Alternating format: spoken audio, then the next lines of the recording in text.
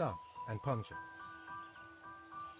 My friend Brian Jones, head of golf instruction at the David Glenn's Golf Academy in northern New Jersey, takes students into the woods and has them try to get out of the same there, spot and welcome to the tournament. ways. Second round Hitting about the ball to kick off sideways, here, so let's get backward, down to the tee. Around a tree, to the right or to the left, under a tree limb, or maybe over it. People start walking toward the woods thinking they're in jail, Jones says. They're defeated before they even get there. It is true that you may have to lower your expectations and take your medicine a little, but you probably have a few very doable options that won't ruin your round. So don't fear the woods. If you hit your ball there, walk toward it with confidence, as if you're about to visit the living room of an old friend. Just keep the visit with your friend short. And if you come upon a raccoon who asks about me, tell him I'll give him the $40 I owe him the next time I see him. It won't be too long. Of that, I'm sure. Chapter 8. Golfing Gods. Lessons learned beside Annika, Tiger, and Trevino. There is no such thing as natural touch. Touch is something you create by hitting millions of golf balls. Lee Trevino. I was playing golf with Annika Sorenstam a few years ago. Beauty. We had made some humorous informational golf videos together a few months earlier, and I had covered her competitive career since the mid-1990s. But I had never swung the club in her presence in earnest. She had not seen all the many varied, well-honed and impressive parts of my golf game. After about 3 shots, Annika turned to me with a puzzled look on her face and asked, "Is that how you always swing, Bill?" How do you answer such a question, especially when it's posed by one of the world's great golfers? I considered. Well, in fact, Annika, I usually swing much worse. Or, I'm not sure there's anything in my swing that always happens. But Sorenstam, who is much too polite to let anyone linger in awkward silence, quickly finished her thought. Yeah, way to start things out with that your nice knees are swaying forward. And 4 under for the demonstrating as she talked. And just don't second look very hole coming up. Relax. You can make this shot. I was attempting the long greenside bunker shot, about 70 yards, otherwise known as the hardest shot in golf. And Sorenstam was right. I was neither comfortable nor relaxed. "Get out of the bunker," Sorenstam finally said after I flubbed my attempt to hit the green. "Let me show you." At this point, Annika had hit exactly 1 shot, a beautiful drive down the middle of the fairway. Ball was launched. With a tight schedule, she had showed up just before our tee time and had not taken any swings beforehand on the range. I'm not sure she had even taken a practice swing before her opening tee shot. And the day before, she had announced to the world that she was pregnant with her first child. But now she stepped into the bunker. She dropped a ball in the sand. It wasn't even a good lie. Again, with no practice swing, she swung her sand wedge. She barely contacted the sand, picked the ball clean, and deposited it 8 feet from the hole, 70 yards away. She shook her head as if she were thinking, "I can do better than that." She dropped 2 more balls, and as she was talking about how to play the shot, she swung twice more. Now there were 3 balls about 8 feet away. Sorenstam stopped, and she apologized for the results. "I'm still a little stiff," she said. "I haven't played in a while." My response was different. "That was ridiculous. How did you do that?" Sorenstam smiled. "People think too much about the sand in the bunker," she said. "If you had a 70-yard shot from the fairway, you could do it, right? Solid swing. So before you get in the bunker, take a practice swing on the grass. Then get into the bunker and use that same swing. Don't even think about the sand." I said, 1 "It's under not for the that round. easy for us regular people." And 5 under for the She tournament. replied, "Train your brain." Then came one of the 3rd chief hole coming up. revelations of the day. Take your best shot. I asked, "How many times have you practiced this shot?" Annika laughed. "Oh, I don't know," she said. walking away. Thousands of times. That reminded me of a story Sorenstam tells at clinics. In the last few years, as I've gotten to know her better, I have been fortunate to go to a bunch of them. As she tells the story, it was a rainy day when she was a young teenager in her native Sweden. She called her father, Tom, and asked him to pick her up early at the golf course. When she got in the car, her father saw that skipping a jump other to the young green from golfers here. were still on the range, practicing in the rain. When we were inside the car, Annika says, my father turned and said, "You know, Annika, there are no shortcuts to success." I relate this story not to explain how our golfing gods are able to do what they do. The message is not that they have just practiced more than the rest of us. Anyone who has been around professional athletes doing anything athletic knows they are unusually gifted.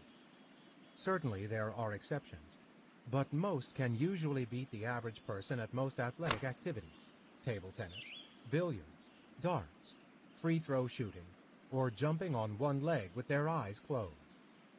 And that'll keep you at Sorenstam, 1 under for the example, round. was also And once a 5 under ranked for junior the tennis tournament. player before she concentrated on golf, and she is All still right, an expert let's skier. let her rip. Her success, like that of other pro golfers I have played with, Tiger Woods, Lee Trevino, and Phil Mickelson, is in part a result of her advanced athleticism. But it is more than hard hours of practice and innate talent. There is another piece to the combination of skills that sets them apart. In Sorenstam's case, I have seen the evidence of it more than once. In 2003, I knelt behind the first tee This one's as looking good. Sorenstam prepared to tee off at the PGA Tour's Colonial Open. She was about to become the first woman to play in a PGA event in 58 years. Okay, the ball's sitting above your Babe feet here as you Didrikson line had this done shot it up. last, in 1945, but there had not been hundreds of reporters chronicling the scene. Didrikson's opening tee shot was not carried on live national television. 2 weeks earlier, Vijay Singh had summed up the response of many of the PGA players at the time. "She doesn't belong out here." Singh said he would withdraw from the tournament if paired with Sorenstam. He added, "I hope she misses the cut." It was more than a tense, pressure-filled scene on that first tee of the day. It was riveting, heart-thumping drama. Sorenstam emerged from the locker room looking more pallid than usual. She had spent the last 30 minutes sitting alone in the women's locker room, while every other competitor had been mingling in the men's locker room. Sorenstam waited out her tee time in seclusion. Fans cheered her arrival on the first tee. Meanwhile, I noticed she kept taking exaggerated deep breaths. Sorenstam's opening tee shot split the middle of the fairway, and as she began walking toward it, her knees slunk, and she patted her heart as if pretending to faint. That's going to have to hit Later something. that week, I asked Sorenstam how she Ended managed up to all right perform in there. that setting, Okay, about an when she would have 18-footer been here. forgiven for a case of first tee jitters gone awry. "I told myself there was nowhere else on earth I wanted to be at that moment," she answered. Keep in mind that this is a person who, as a junior golf player, was so shy she would purposely three-putt the final green in tournaments, so she would finish second and avoid having to make a speech when accepting the winning prize. "But you looked awfully nervous. What about the pressure?" I asked. "I was a wreck. Are you kidding?" she said. "My hands were trembling as I stuck the tee in the ground. But again, I wanted to be there. I said, 'Trust yourself. You know how to hit this shot.' So I did." "Just like that?" I said. "No, it was really hard," Annika said. "But I was determined to do it." A few years later, I got to see a different side of how a And champion that'll keep you at walks the 1 golf under for the course in round. competition. And I 5 under discovered that for top the golfers tournament. are plagued by the same vexing doubts and worries Fifth that hole consume coming average up. golfers. To see what it's like inside the ropes, I volunteered to be a standard bearer at an LPGA tournament in Maryland. The responsibility is thankfully not as august as it sounds. The standard bearer is the person who walks behind the competitors, carrying an oversized sign with the players' scores. I pulled some strings and got assigned to Sorenstam's group. "Don't drop that on my foot," she said on the first tee. It would have all been very funny had I not had to sneeze moments later as Sorenstam stood over the ball, getting ready to hit her first shot. I barely suppressed it, sneezing just after she struck the ball. "Bless you," she said, and marched after her ball. All right, and we are about My 160 education was yards or just so beginning. from the pin. I learned a lot, being a few feet from pro golfers playing for a lot more money than most of us ever do. First, their outings are nothing like the foursomes we play with. For example, even though they take a lot of time to line up putts, and each has pre-shot routines, they play a lot faster than us because they hit far fewer shots. It was also notable how polite, serene, and quiet the game was in the close company of top players. From 50 yards away and behind the ropes, the spectators had little inkling that the players were talking softly in the middle of the fairway, where they almost always were. What the fans missed were the most carefree conversations about nothing: the weather, sunglasses, the drive to the course, a new pair of shoes. They laughed, but rarely grimaced at a poor shot. I noticed that some social graces transfer regardless of the setting. When one of Sorenstam's playing partners, the New Jersey-bred Great pro Diana contact. D'Alessio, visited the restroom next to one tee, Sorenstam waited for her. It was as if they were having dinner at a restaurant and Sorenstam didn't want D'Alessio to trudge 250 yards by herself to catch up with the group. I could not imagine that happening in my regular foursome, or the PGA Tour for that matter. The professional men are far more self-absorbed, and a bit more cutthroat. As Arnold Palmer said, I never rooted against an opponent, but I never rooted for him either. So the LPGA players were more communal, if still very serious, walking fast and sweating, and the import of the proceedings was forever evident.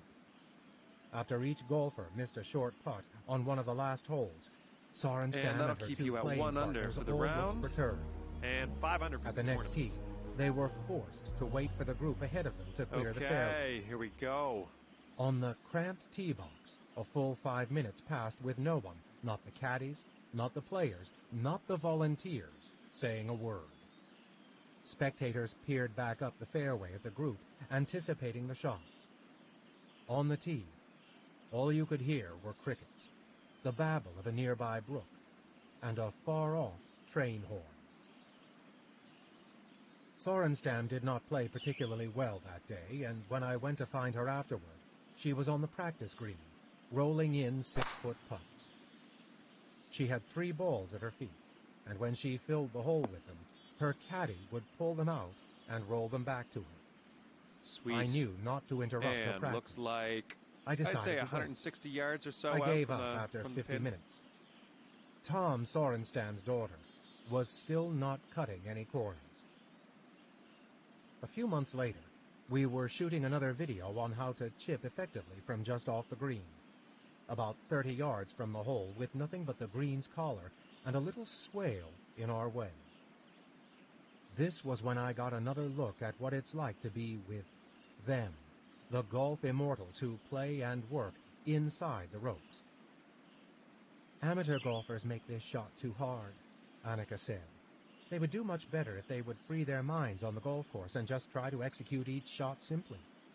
Don't complicate something you could do easily if you were playing alone.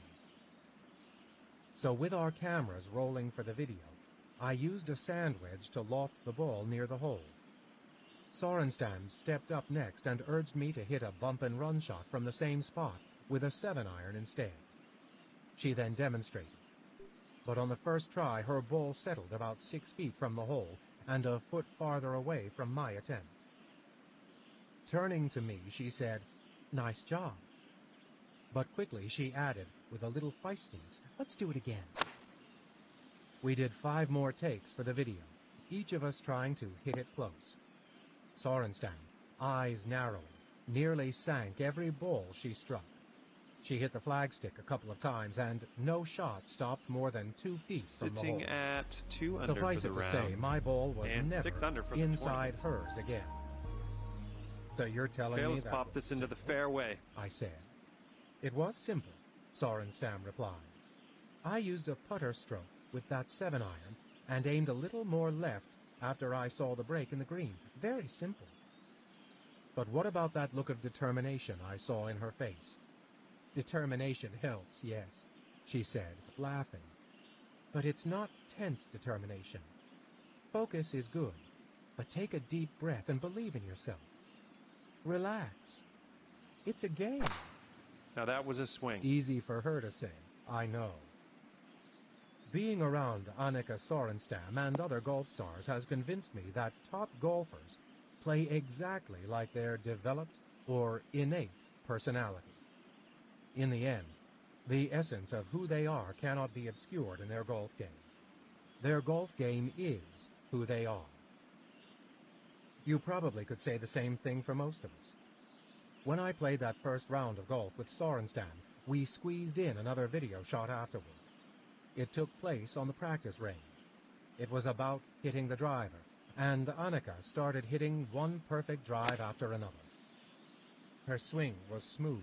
Heading and towards the unforced. beach here, not The the power good of it kind. kind of snuck up on me. Yeah, you can get up and There down was a from little here, I kick think. and Give it your big best. shoulder turn, then bam!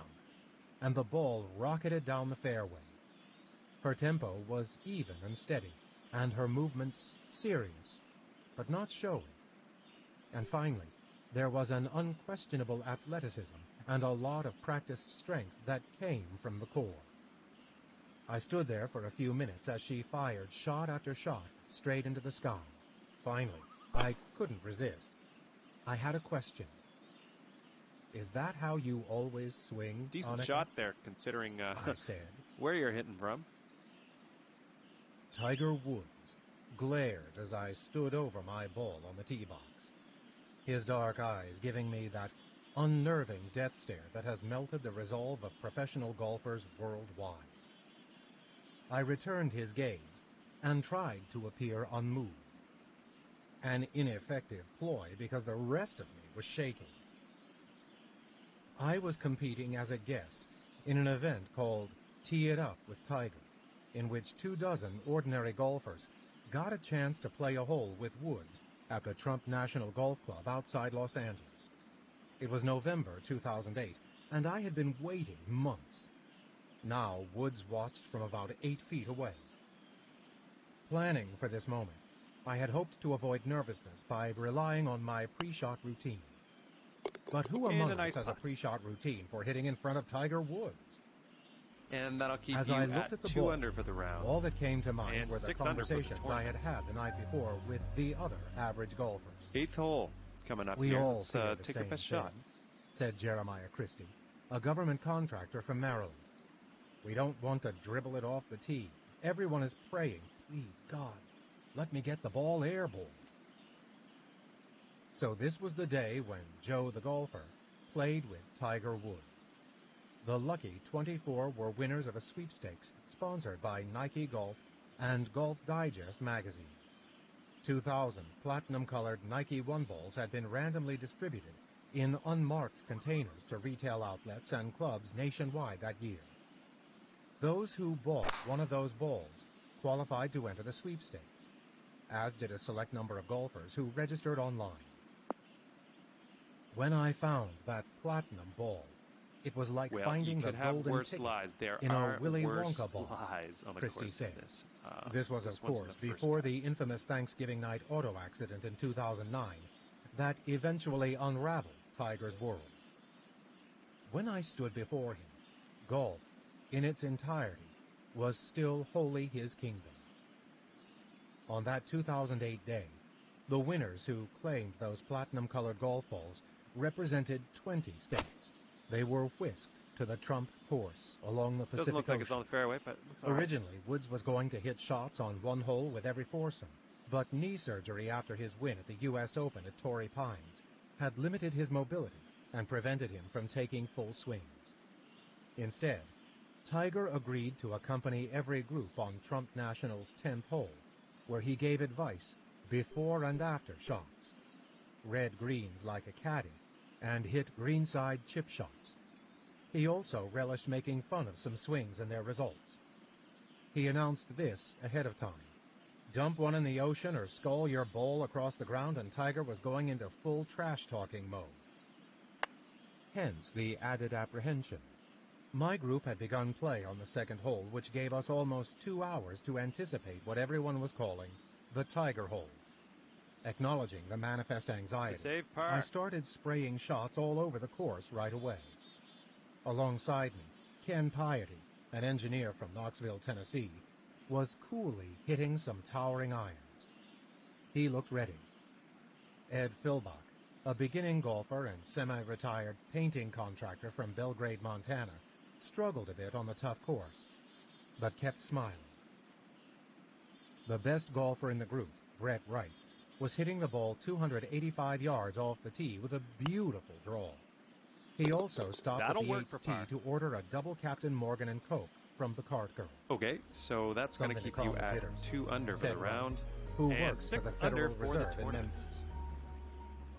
Ninth As hole if the coming up. situation needed more pressure, the Golf Channel was there shooting video for a 3-episode show to be broadcast the next week. When we approached the 10th tee, we saw it was surrounded by about 30 camera operators, technicians, and photographers. Tiger greeted everyone with a beaming smile and a vigorous handshake. He wore a light blue shirt, khaki shorts, and white sneakers. He waved his hand toward the ocean and playfully apologized for the poor weather and the bad view. It was about 90 degrees, and the vista from the elevated tee Looks was like this is a beauty. stunning. God, I miss the SoCal weather, he said. This was not the Tiger Woods I had been around in tournaments For throughout the the past birdie decade. here. There was no stoicism. He giggled and asked questions. He wanted to know where my playing partners lived and what they did. Philbach is from Montana, a place Tiger had never been. That sparked an exchange about mountain golf and playing in locales where the winters are long and the golf season short. I don't think I could have grown up like that, Woods said. I know my dad would have moved us away. Maybe, Philbach said, but he would have missed out on a whole lot of good fishing. It was like being at a barbecue. Then it came time to hit a shot, and Tiger's smile evaporated. The hole is a 280-yard par 4 with a green on a plateau above a gaping chasm that juts out toward the ocean. For this event, the tee had been moved up to about 190 yards, and you had to hit it nearly that far to carry the gorge and some bunkers. It's playing about 205 yards, Tiger said solemnly. He conceded that he had seen many shots lashed into the wild And that'll rush of the keep you chasm. at 2 under for the round. But there have been and some good 6 shots, under for the tournament. he said. All you have to do is get the ball up there against the Okay, wind it's about time to 200 send this yards ball and on let its it land way. soft. Then, unsmiling, he stepped back. Thanks, nothing to it. Philbach went first and stroked the best shot he had hit all day, but it landed short in the bushy ravine. He really came through with a good shot, and I was proud of him. I think he was proud, too. It's golf. Things don't work out sometimes, even when you do your best. Wright, perhaps feeling his Captain Morgan's, drilled a shot to the very back left of the green, maybe 60 past the hole. He seemed relieved. Asked later what he had been thinking, Wright said, I noticed for the first time that I was taller than Tiger. Nice. Should be in the fairway. Piety smacked his shot directly into the high grass 40 yards from the tee. It never got more than a few Well, I feet can't off get them the all ground. right. I'm not a computer. It was a sculled Okay, laser. you're in the rough, but at least you At aren't least in it the was real straight. deep stuff. Tiger said, laughing. Piety had played the previous 8 holes in about 1 over par. Really, I was playing great, he pleaded to Tiger, who nodded, grinned, and added, Sure, but you're not getting a mulligan. We've all been there. And trying to explain that you're really not as bad as that one shot makes you look doesn't really do any good. It's golf. Even when you're a good player, things sometimes don't work out.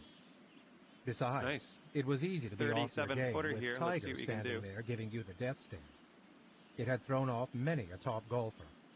Now it was doing the same to us average Joes. So finally, it was my turn. Woods stood behind me, his arms sternly folded across his chest. Surprisingly, I did stay in my customary pre-shot routine.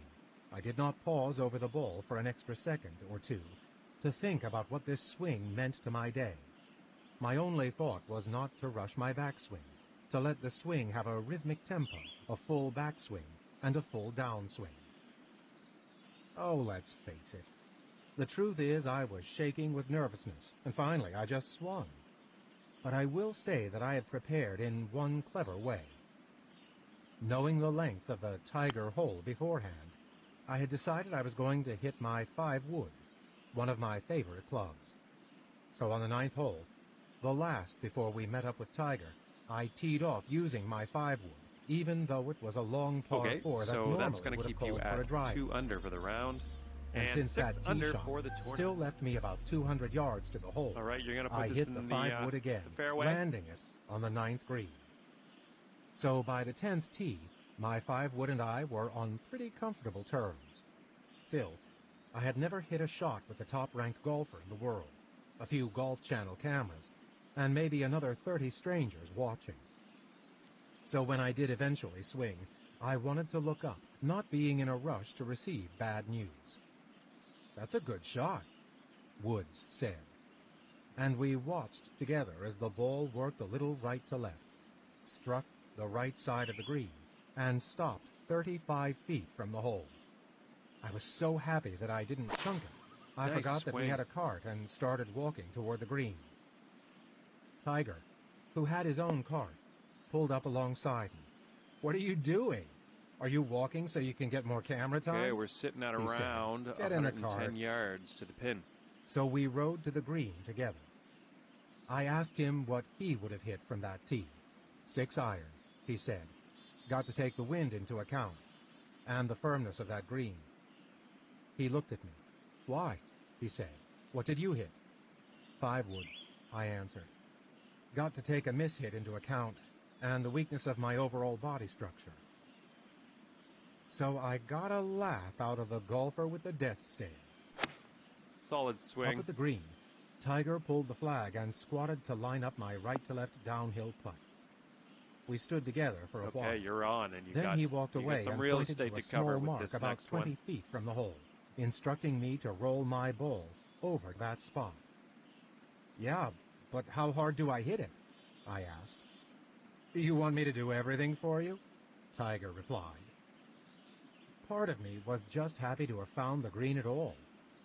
But as I stood over the ball, I remember thinking that a 3-putt would really ruin a good tee shot, not to mention a good story. But fortunately, I did not dwell over the ball, and after I putted it, I thought it would probably be pretty close, until it fell in the hole. With the 10th hole set up like a long par 3, that meant I had made birdie, although a course official later told me the scorecard says the 10th is a par 4. That's an eagle. Tiger came over and shook my hand, holding it for a few seconds. And that'll keep "Nice you at putt," 2 under for the he said. round. And I 6 under blurted for out the the tournament. only answer that came to mind.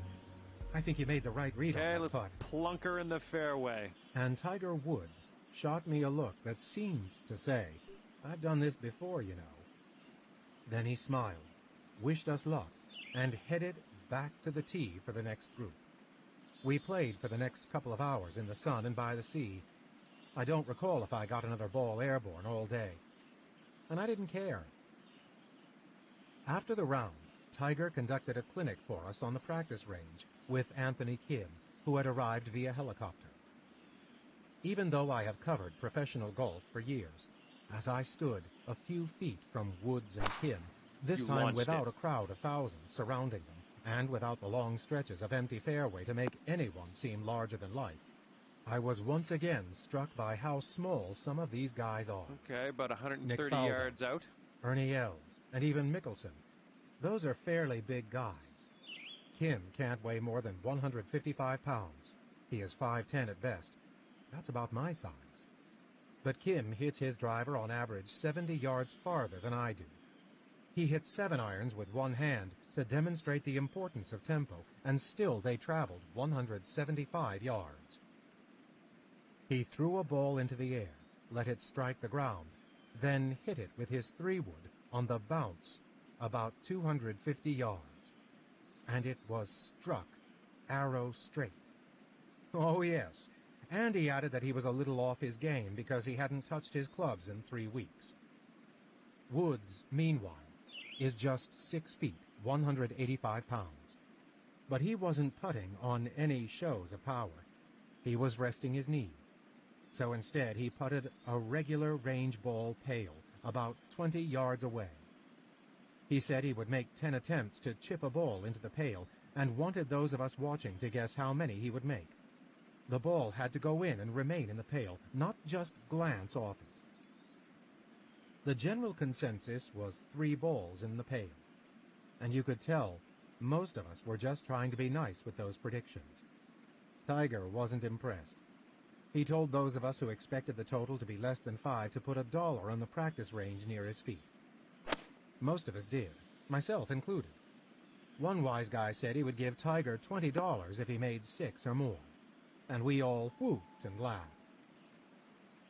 Tiger made the first 2, missed 2, made 2 more, missed 1, then made another 1.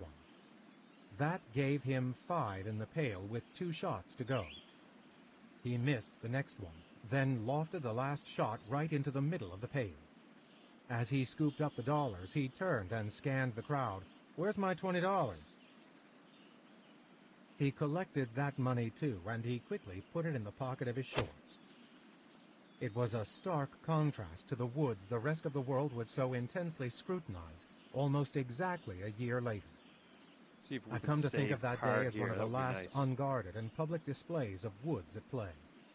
The window to his life and his thoughts may never be that open again. And yes, there were several golf lessons learned. That day, several people had been curious how Woods and Kim went about warming up for a golf round. This is probably because for most of us, squeezing a ketchup bottle over a hot dog qualifies as an adequate warm-up for 18 holes. Not surprisingly, Woods is methodical. Remember, I said a golfer's game reflects his or her personality. Okay, 1 No under for the different here. round.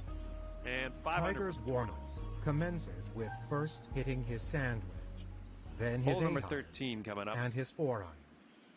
He typically moves to a fairway wood, then his driver. Then he works his way back down the ladder in his bag, filling in some gaps: 5-iron, 7-iron, 9-iron, and pitching wedge. The last thing he does before he leaves the practice range is hit the club he knows he is going to use on the first tee, Hope this bites. whether it's his driver or a 2-iron. It all Okay, sounded you're so on the green meticulous, with like a a fair amount NASA of work to space do shuttle still. pre-launch protocol. But the major revelation might have been somewhat the opposite. It was revealing how much pro golfers adapt their games based on how their warm-up sessions are going. In any warm-up on the range, you should see what shots you have that day, Woods said. If you're hitting fades, don't fight it. Go out and play fades. Kim added, you have to play with what you got that day. You don't do it right away, but if I see a trend, I'll adjust my stance, my ball position, my aim, whatever, to the ball flight I'm seeing off the club. I don't try to overcome it. I don't have that much time. The warm-up, Woods said, And that'll keep you at 1 is under no for the time round. to work on swing technique. And 5 under It for is the a tournament. warm-up, not a lesson, and not a practice session. All right, let's let her I rip. might be hitting 10-yard hooks or 10-yard fades, but I'm going to go with it for as long as that's the pattern, he said. Woods, of course, does not hang around too many public course ranges, where the question would be, how do you play with a 50-yard slice? Which is something I brought up to Tiger. Find something on the range that is working, a 3-wood or a 5-wood or a hybrid, and play that for a while, he said. Then you can come back to the driver, or whatever club it is you might need. But if you start with something that isn't working on the range, a club you clearly have little confidence in at that moment, your day is going to get worse. Don't try to make those fixes Good on stuff. the range. Try to Looking go at with around what you do have 155 working. yards out from Then, here. an hour into your round, when you're relaxed, try hitting your driver again. It's a point well taken. The warm-up session is like a mini test drive of the car you're renting for the day. It's no time for an engine overhaul. As a father of children who play golf, I also wondered how Woods, who I think we can agree was a pretty fair junior player, would instruct young beginning golfers on the basics of the game, like, for example, how hard to swing. Obviously, you can't tell an 8-year-old to swing at 85% of normal, Woods said. An 8-year-old doesn't know how to gauge something like that in the middle of a swing. So when I was young, my father told me that I could swing as hard as I wanted, just so long as I was in complete balance when I had finished my swing. At the end of a shot, I couldn't be swaying side to side, falling back, or lurching forward. I had to be in balance. I still think it's a great tip. Swing as hard as you like, so long as you can be in balance. It puts you in charge of managing the speed and pace of your swing. Of course, that works not only for junior players. It would work most likely for everyone. Woods also went out of his way to assure his audience that they should not be ashamed to have a shot-saving club like a 7-wood in their golf bags. Same thing for 2 or 3 hybrid clubs. And that'll keep you at 1 I under now for have the a round. senior club in my bag, And 500 Woods for the said. tournament. It's a 5-wood. I'm okay with my senior club. Here we go. Let's pop He this in the looked right at fairway. me and smiled. I saw a couple of good shots out there today with senior clubs, he said. Thanks a lot, I thought. Don't you know I made eagle? Tiger continued. When I was a teenager, I hit a 1-iron, he said. Then I moved down to a 2-iron. So now that I'm in my 30s, I've got the 5-wood. When I'm in my 40s, it will probably be a 7-wood. A decade later, it'll be a 9-wood. And in my 60s, I'll probably be playing an 11-wood. I have no Solid shame. swing. This game is too hard. After the clinic, Woods sat down for a 45-minute question-and-answer session with Jaime Diaz of And Golf it looks Digest, like we have about who 135 has yards known or Tiger so since to he go. was 16. Golfers in the audience asked questions as well, some about his personal life. Tiger was not highly revealing. Over the many years I've been around Tiger, I've come to the conclusion that his reticence to talk about his life off the golf course, both before the scandal and after, is a sincere response. An honest Tiger Woods reaction is a defensive one. Great contact. Jaime Diaz told me that in his first meeting with Woods, a 16-year-old Tiger said he would never tell reporters what he was thinking. So a guarded Woods is a genuine Woods. 2 under for the round. To me, it doesn't and make 6 him under for the unlikable. tournament. It's just who he is. Surprisingly, as much as I had watched him for Okay, years, here we and as go. close as I got to him in afternoons spent at his golf clinics, I really came to understand Tiger in the many hours I spent with him during his disastrous 2010 season, when his every movement got very complicated and his game deserted him. When Tiger made his return to competitive golf at the 2010 Masters, it was my assignment to follow him wherever he went, from the time he stepped onto the Augusta National Golf Club grounds, just after dawn, until he left the club, usually about 10 hours later. Nice. I did this for 8 consecutive days. I was on the Tiger beat.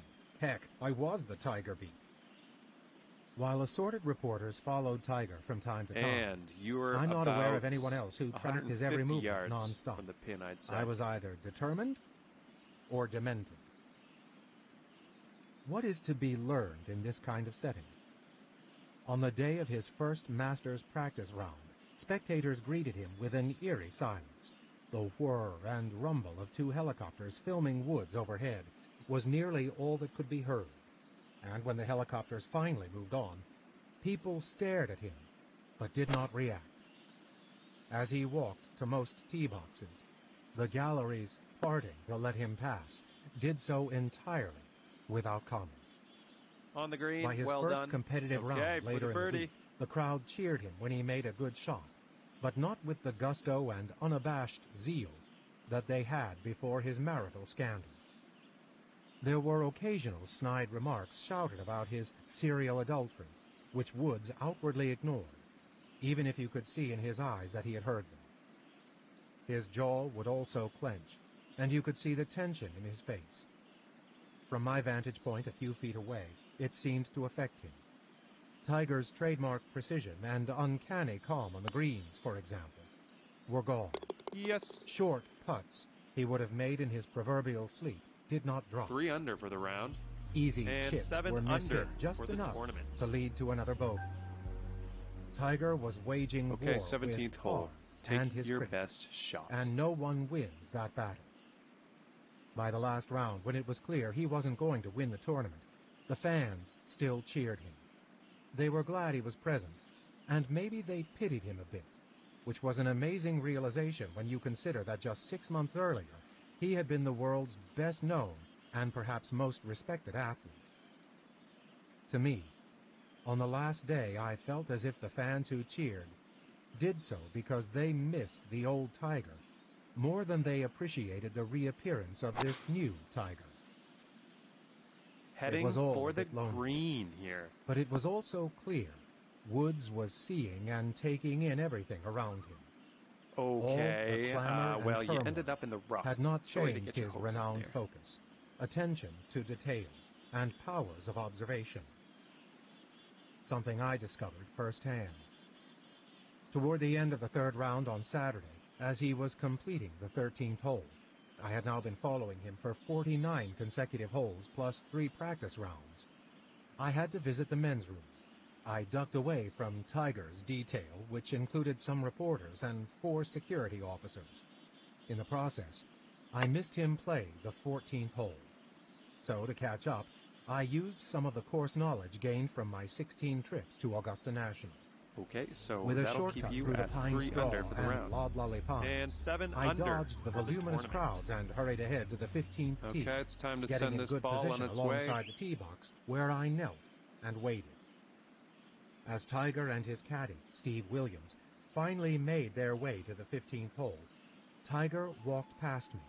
He turned his head, looked me in the eye, and said, "Where did you go?" More than a little surprised, I sputtered, "To the bathroom." He grinned. "Okay, just wondering," he said. Woods was in the middle of thousands of fans, Nice in the swing. middle of a week of media mayhem, and still in contention for the tournament. And he had an airplane circling the golf course, dragging a sign that read, "Sex addict? Yeah, right. Okay, looks Me like we have too." around 155 yards to go. This was his new world, and yet he saw it all, and he still wanted to make a joke if he could. A couple of months later, I was no longer tethered to his side as the United States Open was contested at the Pebble Beach golf links. But I still saw the isolation that had grown around the man and his golf game. On the Wednesday morning before the first round of the tournament, one of the strangest sights at the practice putting green was Tiger Woods. Solid alone. swing. There was no caddy, no coach, no agent or press attaché. It had been a long time since Woods was found alone at any tournament. All right, Once this next he one would for have been birdie. surrounded by a doting entourage that included security. On that Wednesday, it was just Woods working on his game for the United States Open with a putter and 4 balls. Woods had not won a tournament in 9 months, and much of his inner circle had been disrupted by the scandal. A month earlier, he had split with longtime coach Hank Haney, and caddy Steve Williams was now something less than the competitive soulmate he once was. Their partnership would end in about a year. So on this day at Pebble Beach, in solitude, Woods had to attend to little things that, in the past, were done for him by a coach or caddy, whether it was retrieving his balls from Well the hole done to you. or putting his tees 3 in the under ground at the end for of one of this. his favorite putting All right, I had a grooves. good time today. I hope you did The too. tees are positioned Thanks very like much. We'll see you goalposts, next time. so that Woods's putter head barely passes